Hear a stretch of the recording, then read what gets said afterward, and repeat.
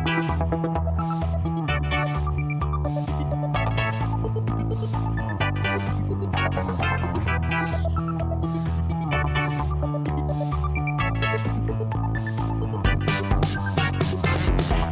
ou Tripoli, Vilnius ou Benghazi, Paris, Moscou, on fait le bunga, bunga. Bangkok ou Bogota, Le Caire ou Jakarta, Gustavia, on fait le bunga, bunga. Stockholm ou Monaco, ou Montevideo, Oslo, Tokyo, on fait le bunga, bunga. Hello. Welcome back to BungaCast, the global politics podcast at the end of history. My name is Alex O'Keefe in São Paulo, Brazil, as per usual, and this podcast is also Philip Cunliffe and George Hoare, both in the UK. Hello. Hi.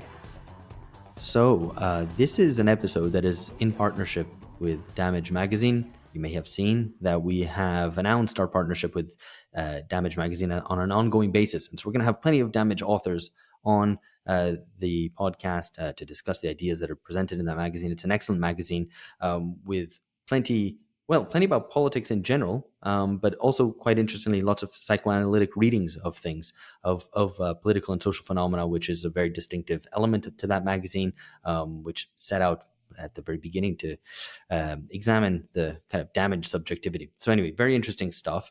And this episode in particular is on a topic that is in the second print issue of Damage, which is coming out very soon. I'm very excited to see it come out. There is fantastic stuff in there. And I'm not just saying that because two of the people sat here have articles in that magazine.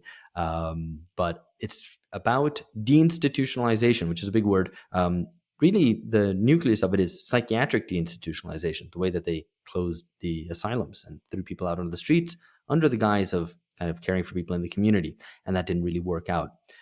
Taking that idea, the magazine then explores various other forms of deinstitutionalization. The magazine's about, or this issue of the magazine is about institutions and our lack of them. So there's loads of ways to explore and unpick that in ways political, social, relating to the built environment, related to kind of cultural practices, etc. So that is all explored in the magazine. I'm very excited to see the second edition come out in print. And of course, if you're a BungaCast subscriber, you have a digital subscription to Damage Magazine. So you should obviously take advantage of that. And you also, if you want to subscribe for the print edition, you can also do that. So anyway, I'm very looking forward to have loads of Damage authors on over the months and years to come.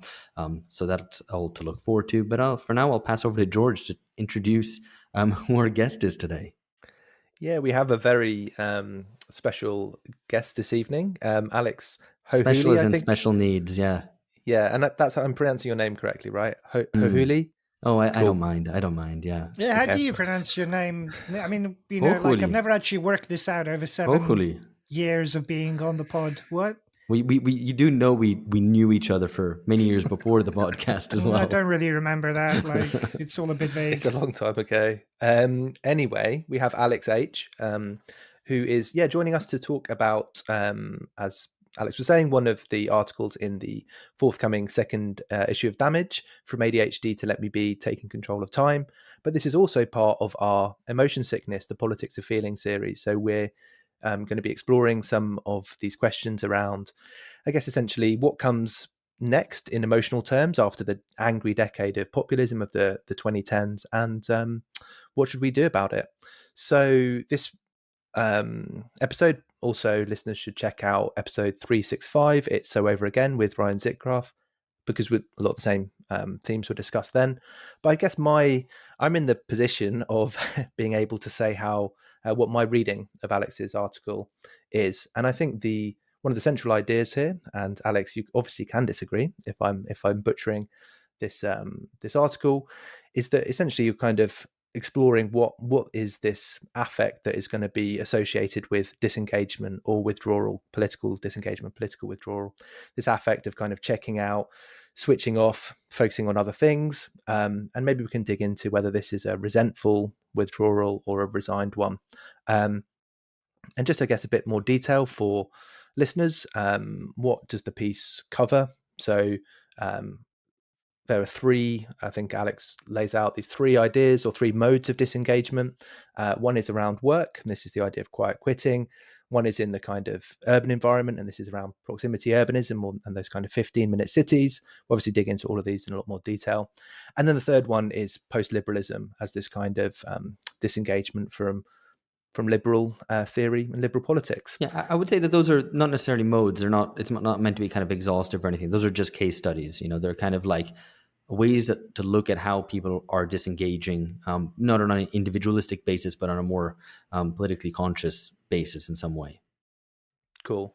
So yeah, three case studies then, which I guess, or in my reading, set up this argument that you bring in, which is that politics that looks to control time is a potential route out of this kind of situation of resigned or resentful disengagement.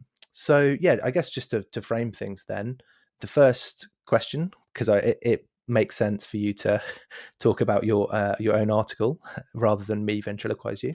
But yeah, the first question is that this central claim of the piece, or at least as I read it, is that following this populist moment of the 2010s, quote, "We are now faced with a period of withdrawal and disengagement, with a turn to the private and the individual after a decade that strove for something more public and collective." Can you expand on this a little bit? What's the kind of setup?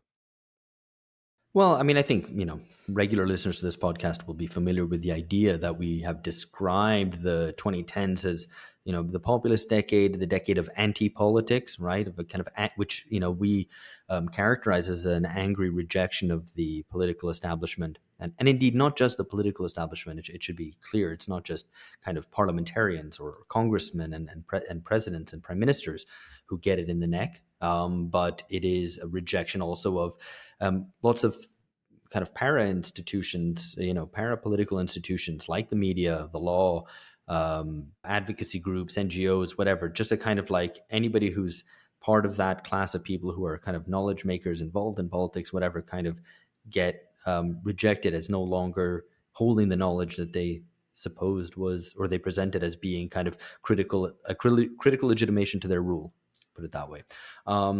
And that has, to a certain extent, it hasn't gone away. Though I remember we debated this on this podcast, and George was actually presenting the case at the time that that it's over, right? Like in the meme, it's so over. George was very much it's so over, and I was like a kind of it's so back guy. George making the point that after, particularly in Britain, but I guess with wider application, that after Brexit and all the tumult around that, all kind of poured cold water on by the pandemic, that now people are kind of just whatever, going back to their own affairs, not particularly happy about it, but without that kind of combustible, potentially political energy about in the air. And I actually disagreed with that, but kind of have come to, as time has progressed, kind of there's an element to it. But I think the one point, and I think we're going to come on to this, is that we are in an age, and again, this is the theme of deinstitutionalization, which is because we are not bound kind of by these collective civic associations, we're not in institutions very often, other than kind of maybe our workplace, that things are very ephemeral and change very quickly and very dependent on mood. It's a bit like the stock market, which has always been dependent on mood, except we all live in a stock market, effectively, a social stock market. And when things are dependent on mood, they shift very quickly. It's a very volatile situation. Suddenly everyone's really angry and in the streets, and then it disappears. The protest is gone. Everybody goes back home, and then suddenly something else sparks something off in a completely different way. And things are very fast moving, recombining in different ways, ideologically amorphous often, and changing shape and whatever. So this is stuff that we've discussed before. We've discussed it in terms of hyperpolitics, etc. What I want to do in the article, in the essay, is make kind of an argument along two tracks. One is this political one, which I've just been describing, that you have this sort of anti-politics and really hyper-politics, where politics filters down into all areas of life, breaks down the boundaries of public and private. Arguments over the dinner table are kind of life and death things about whether you are, a Trumpist or an anti-Trumpist or whatever it might be, depending where you are. And that people are kind of getting tired of that. That people are sharing articles less, people are reading less newspapers, people are making fewer donations to political parties, etc. Of course, these things are all kind of nationally specific. So, different nations politics run by different rhythms. In the US, it's going to be the 4-year election cycle, which determines everything. And so if you're reading this or seeing this or kind of perceiving this in the US, it's going to be rather determined by that. And in the Netherlands, it might be completely different because now they've just kind of, the biggest party is this kind of far right anti-Islamic party, which has come to the fore. And so maybe things are very tumultuous there in a way that they weren't before. In Germany, things are very tumultuous in the way that they weren't for the previous decade, when everything was calm and Mutti Merkel was having things under control, et cetera, et cetera. It varies. So again, I think this just underscores the point about volatility, ephemerality, mood. But what the other track of what I want to examine is the social one, which is a much longer term transformation, where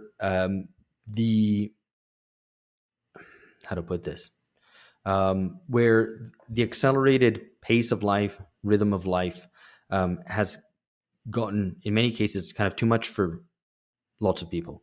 And people have different ways of negotiating that, but there might be a sense of strain, anxiety, even exhaustion socially, which kind of goes in much longer terms. And we can get into the kind of bigger sociology about this, about the end of modernity, even about the coming of a kind of total capitalism versus a world in which there's no outside to capitalism, what Branko Milanovic characterized in his book, Capitalism Alone.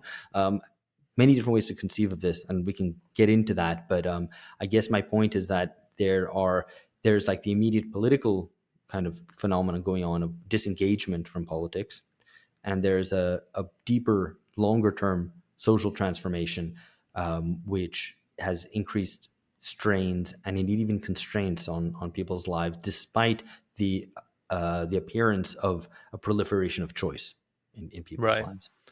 So socially, acceleration has become too much. People withdraw. Politically, you have this kind of exhaustion of hyperpolitics. Some volatility remains, but essentially people disengage. This is the I think it's important to be crude and summarize things in this way. Oh, we know you do. Yeah.